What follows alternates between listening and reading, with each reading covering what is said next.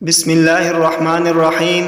فرمان مصطفیٰ صلی اللہ علیہ وسلم، دعا قبول ہوتی ہے اگر انسان جلدی نہ کرے۔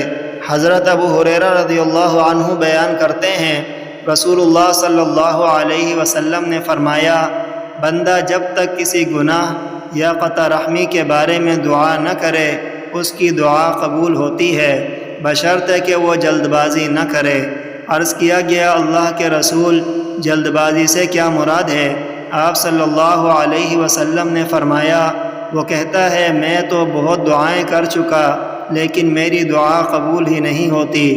اس صورتحال میں وہ مایوس ہو جاتا ہے اور دعا کرنا چھوڑ دیتا ہے۔ رواہ مسلم والبخاری۔